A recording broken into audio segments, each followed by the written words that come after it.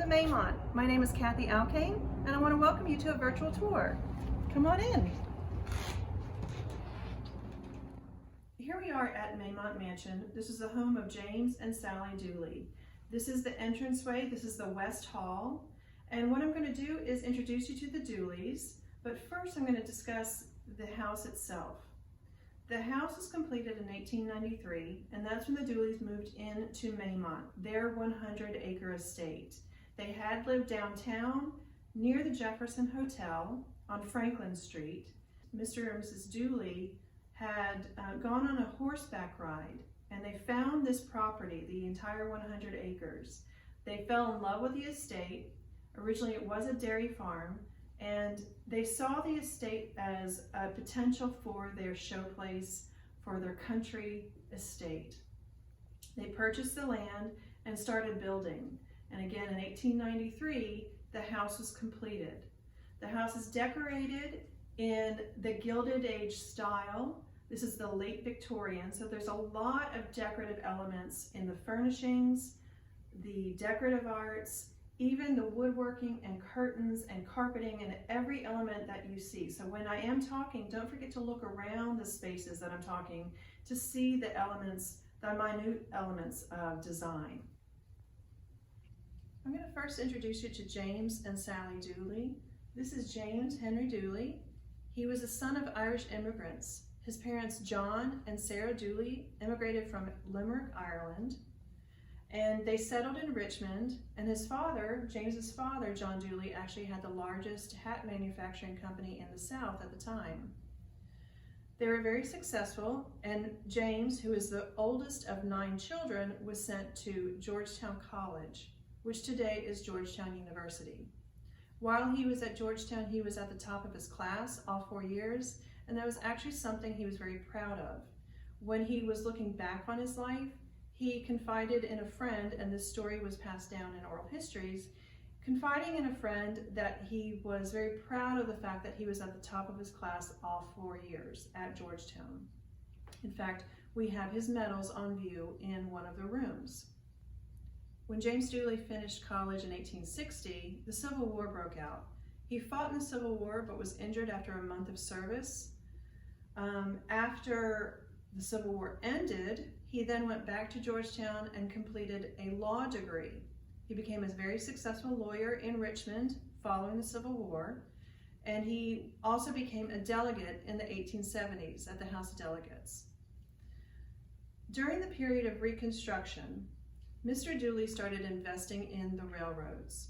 He first started investing in the Richmond-Danville line, which became Southern Railroads, and by investing in the Richmond-Danville line, the railroads could then expand through all of the southern states. He also invested in the Chesapeake and Ohio Railroad, as well as Seaboard Airline that went from Richmond to Tampa. Mr. Dooley is becoming a millionaire. He's invested in the railroads, and by investing, he's then getting a large return.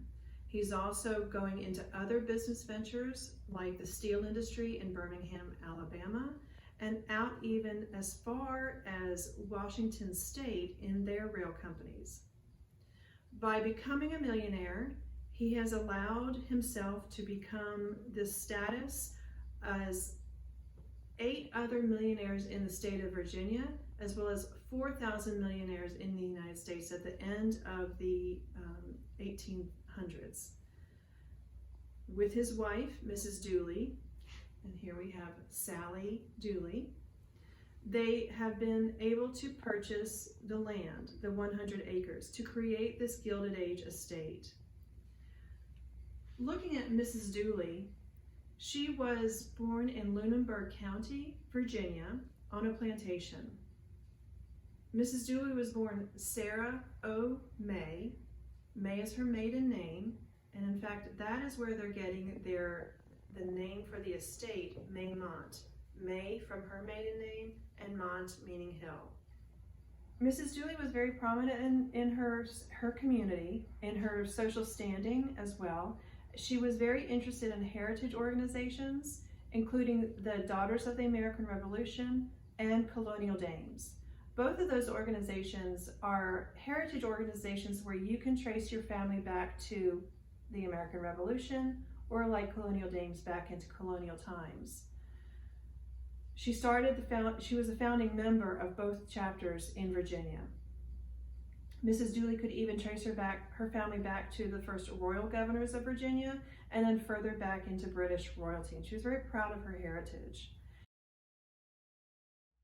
After introducing you to the Dooleys, I do want to talk about the staff who worked at Maymont.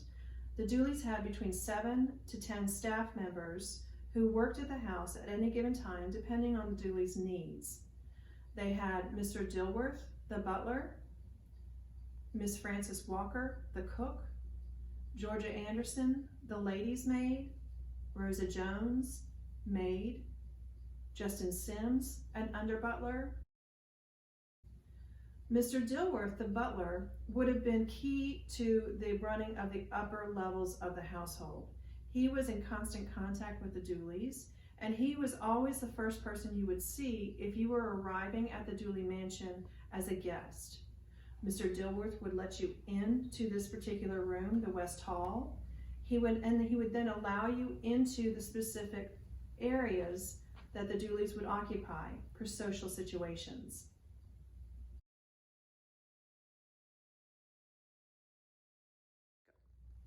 That concludes our discussion of the West Hall and an introduction into Maymont Mansion. Tune in for more videos coming soon.